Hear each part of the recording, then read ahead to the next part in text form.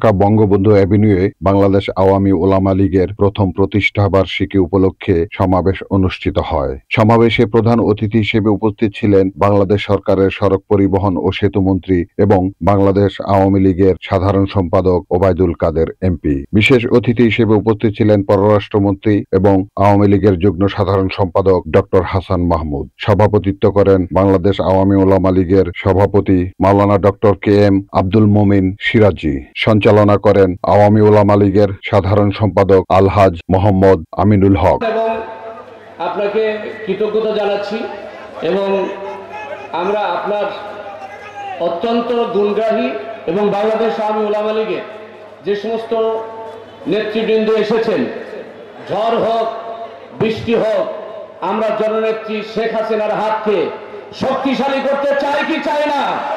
Report Shahjahan Chowdhury, NN TV, Dhaka.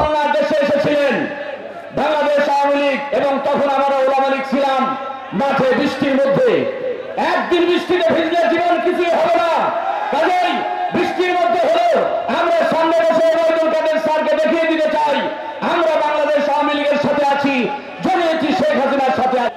BNP এবং তার দোসরেরা তারা মুসলমানদের ধর্মীয় অনুভূতি নিয়ে রাজনীতি করে, কিন্তু আলেম ওলামাদের জন্য তারা কিছু করে নাই, শুধু আলেম ওলামাদের ব্যবহার করেছে। আমাদের নেত্রী জননেত্রী শেখ হাসিনা আওয়ামী লীগ আলেম ওলামাদের ব্যবহার করে না, আলেম ওলামাদের জন্য কাজ করে। এই বিএনপি জামাত ইসরায়েল যে আজকে নির্বিচারে ফিলিস্তিনে গাজায় নারী ও শিশুদের হত্যা করছে, এটির বিরুদ্ধে একটি শব্দ বলে নাই। তারা ইসলাম নিয়ে রাজনীতি করে, জামাতে ইসলাম স্লোগানটা কি? আল্লাহর আইন চাই, সৎ লোকের শাসন চাই। তোমরা বেটারা একটি শব্দ আজকে ফিলিস্তিনি এই মুসলিম জনতার পক্ষে বলে নাই, ইসরায়েলের বিপক্ষে একটি শব্দ উচ্চারণ করে নাই, আর বিএনপিও করে নাই।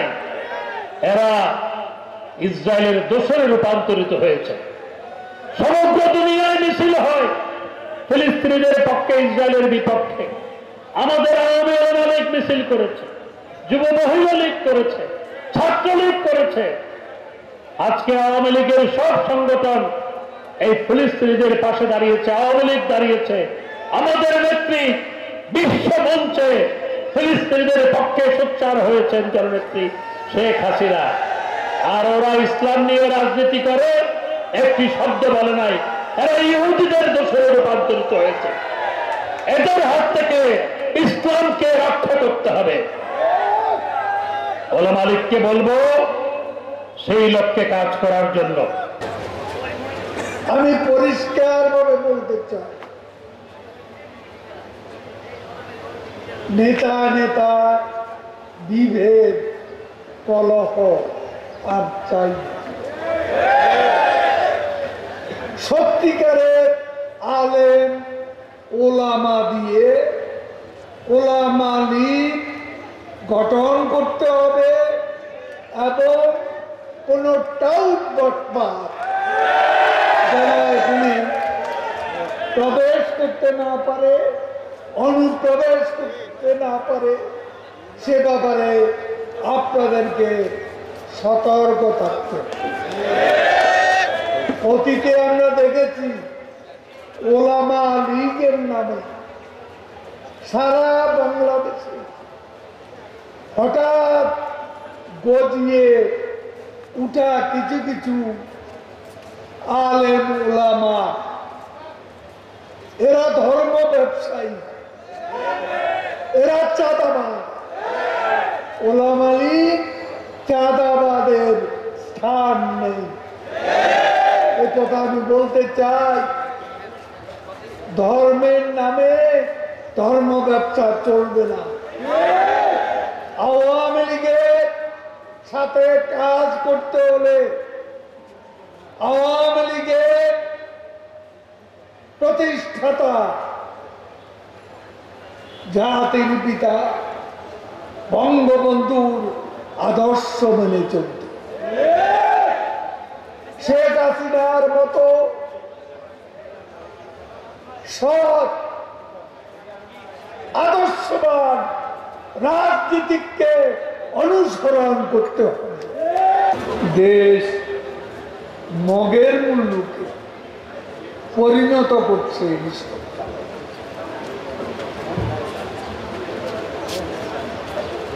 মির্জা ফখরুল সাহেবের কথা সাংবাদিকরা প্রশ্ন করছে। আমার প্রতিক্রিয়া, এই দেশকে মগের মুল্লুক করেছিল কারা? ৬২,০০০ আওয়ামী লীগ সহ বিরোধী দলের নেতা কর্মীকে আপনারা জেলে রেখেছি। আমরা জেলে ছিলাম, আপনারা কারাগারে।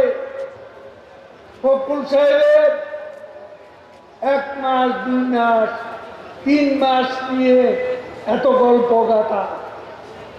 আমি তো ২.৫ বছর জেলে ছিলাম জিয়াউর রহমানের কারাগারে।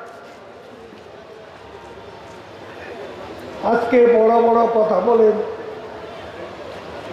আমাদের নেত্রীকে চোখ বন্ধ করে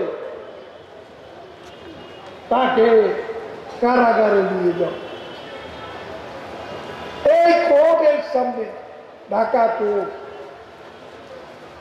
তাকে টেনে হিসছে সেদিন কোর্টে আনি 111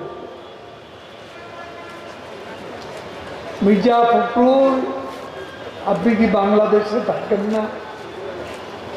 এইসব দৃশ্যপট আপনি কি দেখেননি? আমরা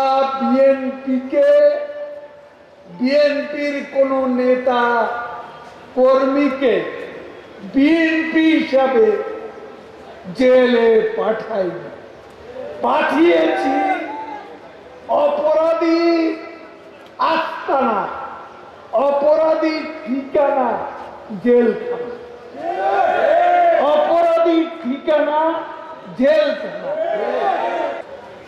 আমরা একটা সিদ্ধান্ত নিয়েছিলাম যে ঢাকা সিটিতে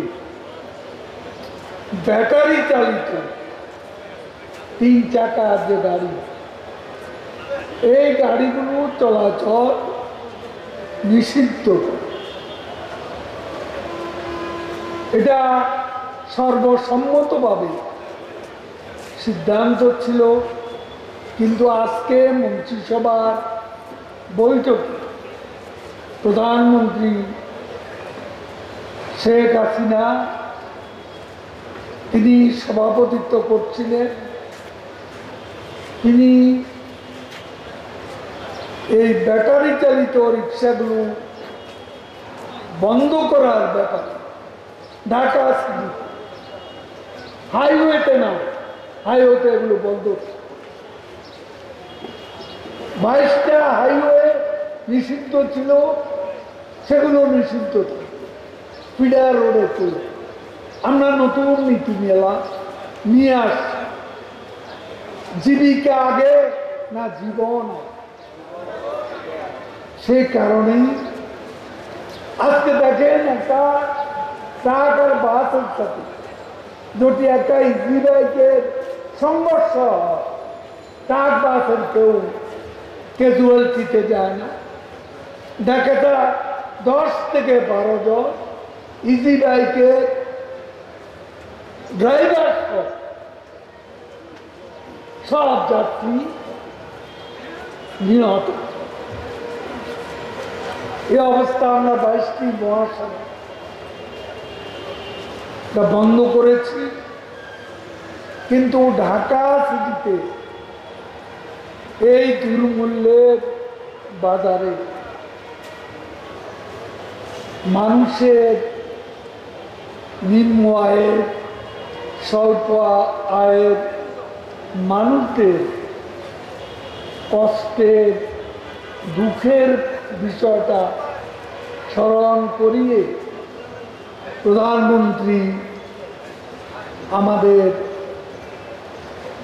দেশরত্ন শেখ হাসিনা তিনি বলেছেন, নির্দেশনা দিয়েছে যে অন্যান্য সিদ্ধান্ত ঠিক আছে, কিন্তু ঢাকা সিটিতে এই মুহূর্তে বর্তমানে বিশ্ব পরিস্থিতি, যুদ্ধ, নিষেধাজ্ঞা, পাল্টা নিষেধাজ্ঞার যে প্রতিক্রিয়া বাংলাদেশে দ্রব্যমূল্যের উপর, জ্বালানির উপর, আজকে ডলারের উপর বিভিন্নভাবে আসছে, এইসব কথা বিবেচনা করে নেত্রী সিটি এলাকা ব্যাটারি চালিত গাড়ি বন্ধের যে নির্দেশ সেটা পরিবর্তন করে চালু রাখা তিনি নির্দেশ করেছিলেন।